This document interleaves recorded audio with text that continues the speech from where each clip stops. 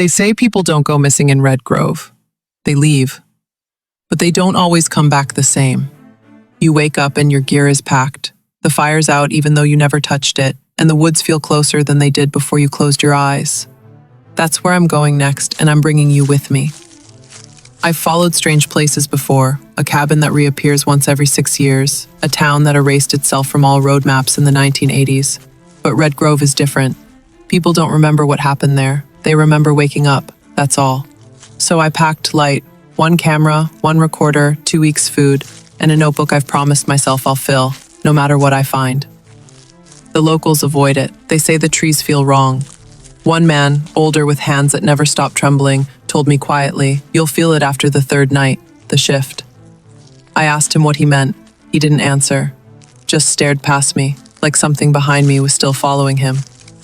The forest has no signs, no gate, no welcome marker, just a change in the air. You'll know you're in Red Grove because your compass will start to hesitate. It won't spin wildly, that's too obvious. It'll just pause, like even it is holding its breath. I arrived just before dusk. The clouds had been holding back rain all day. The pressure finally gave out as I crossed the first ridge. Soft rain, steady, not cold, the kind of rain that numbs your memory. My boots sank into soft leaves already waterlogged. I set up my tent just off the trail, lit a fire, started the recorder. Night 1, location, Red Grove. No signs of wildlife yet, no birds, no wind, just rain. I stayed awake until just past midnight. The fire burned low. I didn't touch it, let it go naturally. I lay in my tent, listening, waiting.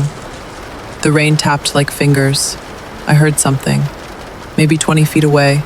A shuffle, not footsteps, just weight shifting, like something squatting. But I saw nothing. I don't remember sleeping, just waking. The gear was packed, fire was cold. My boots were dry, too dry. It had rained all night. I could hear it, but I didn't feel like I had spent the night outside. My backpack was zipped tightly. I never zip it. That was morning 1. And I hadn't even started the real trail yet. I opened the notebook. My pen was already in the ring. I didn't put it there. Page 1 was blank. But page 2 had a note. In my handwriting. "You packed already. Why are you still here?" I froze. Not because I was afraid of what it said, but because I didn't know whether it was a question or a warning. I left the page open. That day, I pushed deeper into the grove. Trees here don't creak like normal. They hum. And you start noticing the silence, not as the absence of sound, but as a kind of sound itself, like pressure in your ears before a storm. Around noon, I passed 3 markers, none of them mine. One was a red scarf tied too high for anyone to reach without climbing. The second was a tin can hung from a string, still swinging, no breeze. The third was a trail of ash leading nowhere. I didn't speak aloud for hours. The recorder ran anyway. Night 2, I said finally. No visible wildlife, camp set, temperature dropping. I lit a fire, sat closer than usual, kept the recorder on. Just after 1 a.m. I heard it, my voice. Not an echo, not a hallucination, a perfect copy of my voice, somewhere in the woods, calling back words I had spoken hours before. Camp set, temperature dropping. I turned off the recorder. It kept playing. The fire went out at 2:11 a.m. No wind, no rain on the coals. It just ended. I didn't sleep. I sat in the dark, listening to my own voice, circling the camp. It never got closer, but it never went away. Morning 2, the gear was packed, again. This time I left the recorder running all night. I played it back. There was a voice I don't recognize, whispering one phrase over and over, "You're almost ready." I didn't write in the notebook that day, but someone did. New page. "You've stayed longer than most." I started to wonder, if I walk in circles, If the forest rearranges behind me, would I even notice? That's when I found the compass, not mine, old, rusted, needle flickering like a candle flame. Taped to it, a photograph, black and white. A man, sitting at a campfire, alone. My exact tent in the background, but I don't recognize the face. That night, the voice changed. It stopped copying me and started saying things I hadn't said. Why did you come here? You already knew. Then something circled the tent, slowly. Once, then again, then a third time. Always three. I didn't unzip the flap. I just listened.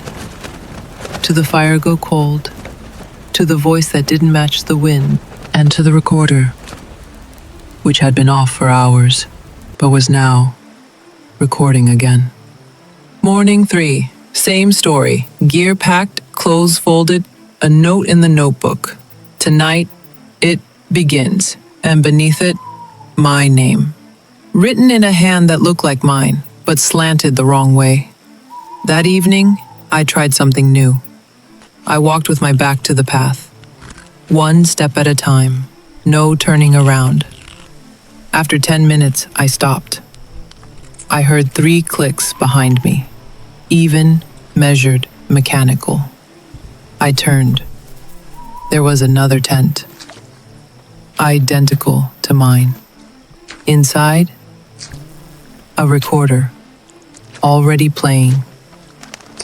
It was my voice, predicting what I'd do next. I step forward, I unzip the flap, I pick up the recorder. I didn't want to know what it would say next, but I listened anyway. You return to your camp. You try to burn the compass. It doesn't burn. I dropped the recorder. I ran. I didn't remember setting up camp again, but the fire was back, already lit. The compass was on a rock, waiting. I tried to burn it, just like the voice said, and it didn't burn. I left the notebook closed. I fell asleep with my boots on. When I woke up, I was somewhere else.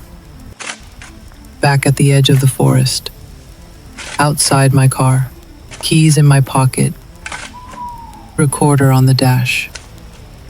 A single note tucked into the seat. 4 nights.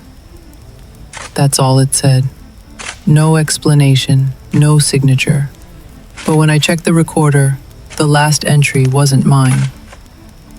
It was someone else.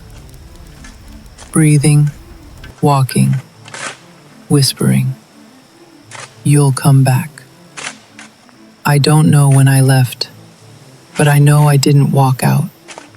I've been hearing the rain every night since, even when the sky's clear. And every morning, my gear's packed. They say the forest chooses who returns, and I've already been chosen once. But next time, I don't think it'll let me leave. If you hear someone whisper your name from the trees, don't follow the sound. Just wake up before it packs your things for you.